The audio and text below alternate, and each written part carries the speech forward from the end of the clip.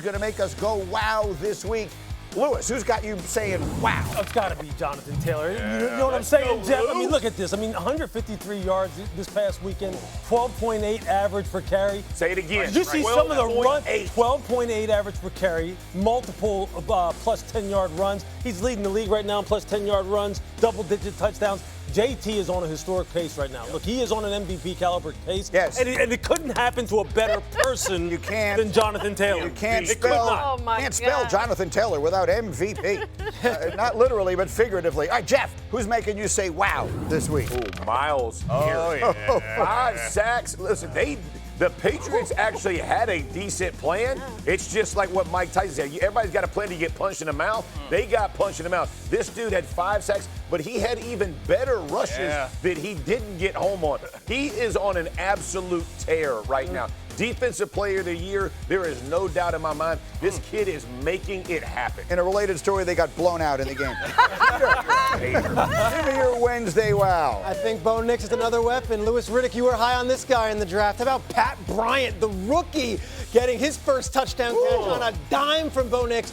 Both Bryant and R.J. Harvey were all over the field, 2 rookies for the Broncos. Here they come. Where all this talk about how Drake May's making this leap in year 2. Is Bo Nix on the verge to join him in that conversation? Broncos, big wins, back-to-back weeks against the NFC East. They have an interesting game this weekend. We'll get to that a little bit later. But Kmart, to you, who made you go wow this week? I got a different running back. James Cook single-handedly beat the Carolina Panthers by himself. Insane. 216 rushing yards, 2 touchdowns, including a 64-yarder and a 21-yarder. The Bills are 10-1 when James Cook rushes for 100 or more yards. I don't know why they would go one single game without feeding that man, because he is sick. Looky, here comes Cookie, as our friend Rex would say. So Cook and the Bills have a tough test ahead on Sunday. This is the sort of annual heavyweight matchup between Josh Allen and the Bills and Patrick Mahomes and the Chiefs. And Chris Mad Dog Russo yesterday says he believes the stakes are much higher on one side. Buffalo needs to win this game. Forget the division. They need psychologically. They lost to Kansas City last year at Arrowhead. They need to go out there and beat the Chiefs to feel good about themselves, to give them the idea that they are a major threat to win the conference. I don't understand why they don't ever do. They can't. We need Josh Allen to step up in this situation. Yeah, they didn't everybody. He never goes into Kansas City and beats them. Dominique, do Josh Allen and the Bills need this game for psychological reasons? I mean, I think it's less so about their idea of knowing that they can beat the Chiefs, but this season was supposed to be set up for the Bills. Right. Yeah. Preseason, we talked about how easy their schedule was, how they would dominate everyone, and they've been looking kind of uncertain. The one thing they have that I feel sure about is that offensive line, man. That offensive line is playing well, which is allowing Cook to have big games, but the defense, man, the defense is so scary. So I do think this is going to be a big test for their defense against this new-look Chiefs offense. You're obviously kissing up to Jeff Saturday with your offensive line conversation, but Jeff, we had a real good conversation this morning before we came on about the similarities between this matchup, the Chiefs and the Bills, and Allen and Mahomes, and something that you lived in, which was your team with Peyton and the Colts against Brady and the Patriots, and how long it took you guys to finally get over that mountain, and the similarities. And so what does a game like this mean? It's enormous. And then when you think about how important for us it was important because home field advantage was probably going to rely on this game, right? Whoever won this, we're going to go there. We're going outdoors for us there and indoors at home if we win that. But it was even more than just where we were going to play, where the 1 seed was going to be. It was about gleaning as much information as you could because, to your point, they kept beating us, right? They put us out in the divisional round. They put us out in the AFC Championship game, right? Like these are good teams. No different than what's happening with the Bills and the Chiefs. And at some point, you got to take care of business, right? And we finally got that done, beating them in the AFC Championship game. But it's games like this where you figure out, okay, how do they beat us, and what is our response? Klecko with the tud. No, I got a little tud. Look at that, Phil. Look at him. You're looking a little thick in right that there. picture. You see my man Wilborn kick his back. I see it too. But as we talk about this, we realize, and I think this is where I see the greatest similarity. How we ended up taking the Patriots down was ultimately running the football and being physical with them, right? Same for what the Bills need to do with the Chiefs. Because not only are you using that offensive line to push them around, but you're keeping Mahomes and an explosive offense off the field. You're not going to ever stop. We were never going to stop Tom Brady, right? Like nobody did. You understand that. So what is your philosophy? I think that's the most important part of this game for the Bills is figuring out what can we take to the next game when we play them when it really counts. Yeah, I mean, that's a great point. Look, lines of scrimmage, right? I mean, look, that's what Buffalo's going to do. They have the best offensive line in all in football. I can assure you this. Brandon Beane, the general manager, every single thing that they have done since Patrick Mahomes came onto the set, as far as being with the Chiefs in the AFC, is designed to try and beat Kansas City. Yes. And it usually starts with pass rush because they know that that's what they need the most of. That's why they had acquired Von Miller. That's why they went out and got Joey Bosa. Every single guy that they bring onto this roster on the defensive side is how can we neutralize number 15? I think them losing this game in Buffalo this year to this football team, meaning the Chiefs, given how they started the year, although they are on the come up right now, I think it'd be a devastating blow to them, quite honestly. Yeah. Because, look, we know that the postseason is what matters with Buffalo, but every battle against Kansas City is very telling. It's a measuring stick game every single time. Every time. I just have a question. We're talking about psyche. Josh Allen is 4-1 against Mahomes in the regular season. Right. Except he's 0-4. His team is 0-4 in the playoffs. Right. So beating him in the regular season has nothing to do with the playoffs. So I don't understand how the inverse is devastating. If they lose this game, it means, oh, well, what are they going to do? Well, it's an interesting point. I think it's this. Look, even though we know that you still have to play the regular season, right? And see, right now, I think if you lose and how you lose is very important. So, for instance, when they went down to Atlanta and Atlanta ran through them defensively, just a couple of weeks ago on Monday Night Football, that was telling to me. Yeah. Because even though now they have bounced back, that's still in their mind right now. Is that a problem for us? Is this run defense going to be an Achilles heel for us come November and December? Because for every team, it usually is. And Bijan Robinson and Tyler Algier went off in that football game. So don't think that they haven't forgotten that. Yeah. Because they haven't forgotten it. It is something they're going to have to address. Every win matters. Let's not forget about this, even outside of these two teams. But the Chiefs if the Chiefs lose this game, they got 4 losses. Right. Yeah. They've lost to the Chargers. And the Bills the same way. They've already lost to the Patriots. There's a lot going on in this game outside of just these two teams they got to think about. I look at Allen. I obviously, it's a regular season game, and we know the playoff game is going to be more significant. But this was supposed to be his year. And when you talk about knocking on the door, he got the MVP last year. They start off 3-0. The Chiefs start off 0-2. It's like this. That loss against Atlanta was really eye-opening. Yeah, so was the loss against the Patriots because that was at home. Yeah. And now you've got this pesky little brother, and I hate to call any Patriots fans a little, but here they are, and they're getting all this heat and all this love, and they look like a real viable contender in the AFC East.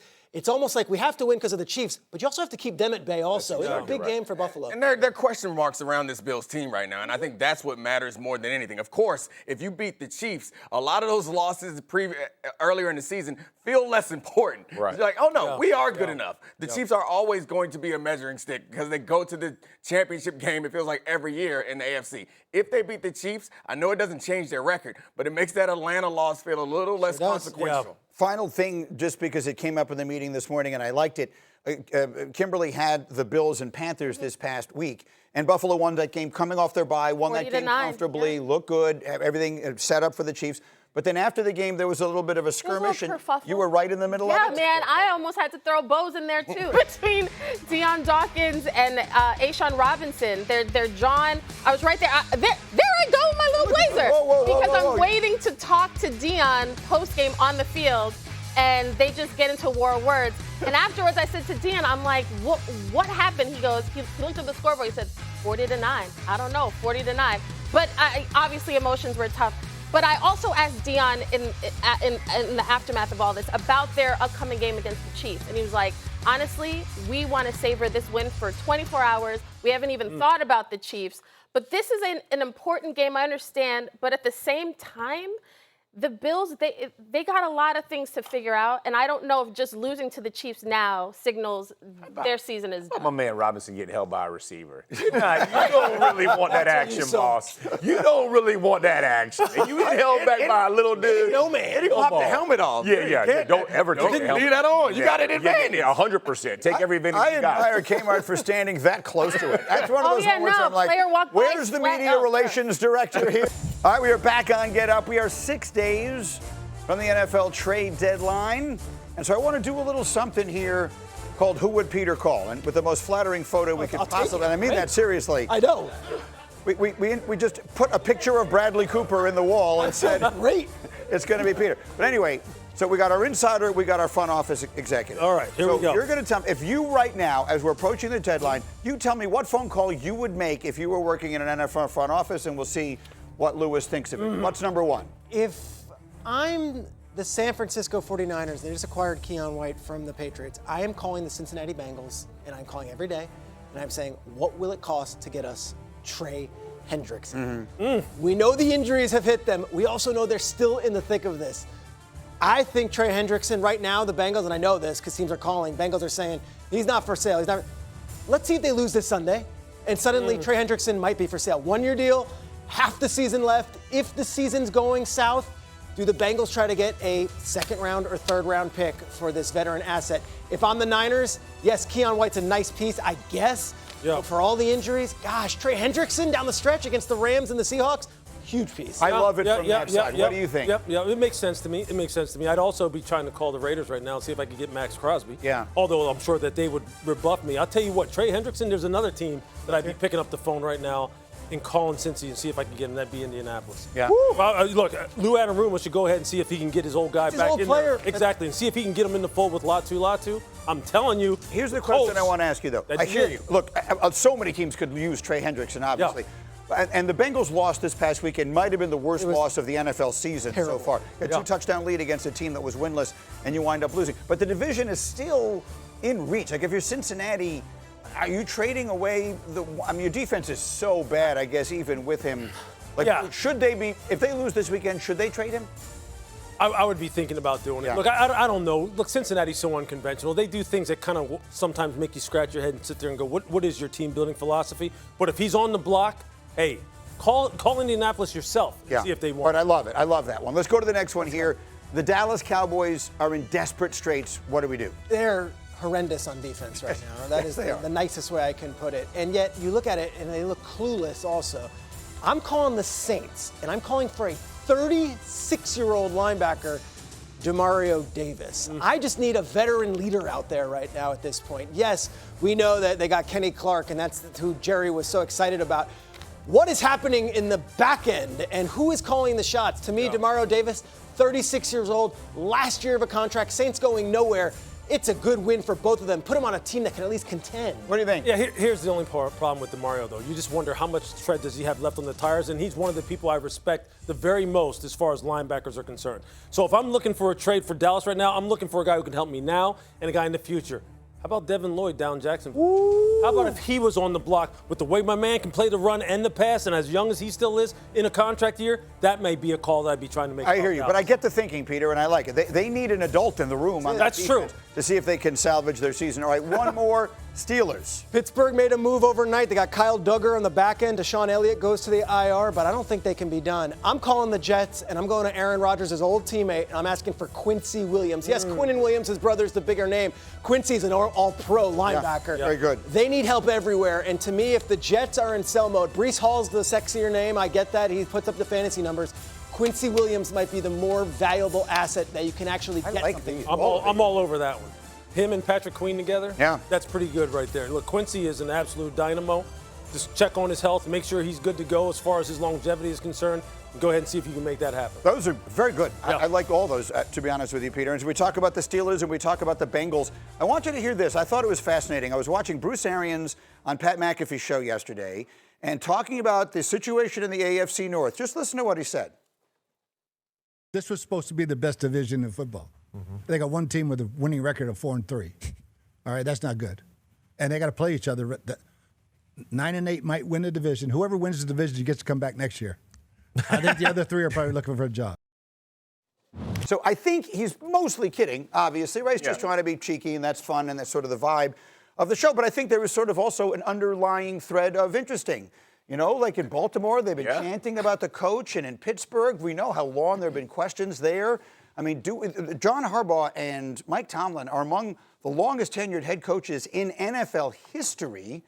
Do you think we could be seeing the end of one or both of these eras? I mean, I think it's possible. I would tend to hedge. They would make them make moves in their organization before those two. But when you're talking about teams that aren't winning when it counts the most, right? Like Harbaugh comes in the season, people talked about arguably the best roster in football, and they have a slow start. Now they turn it around, different kind of. But Tomlin, he highest paid defense. There's a defensive team. They run the ball. They stop the run. They play good defense. None of those things have come to fruition. They go get a 40-plus-year-old quarterback to save their season. It feels desperate, and they're not playing as well as they need to be playing. Specifically, you played for John Harbaugh in Baltimore. What is your sense? Well, I would say the same thing about both of them is they're both CEO, manager types, and that doesn't seem to be the problem. Like, these organizations aren't like a mess. Like, there are on-field issues that, particularly the defense with the Ravens has gotten a lot better, but I think both of these coaches have shown an ability to adapt. If there is something to fix the thing that needs to be fixed. Don't just throw out a coach because you haven't achieved what you expected.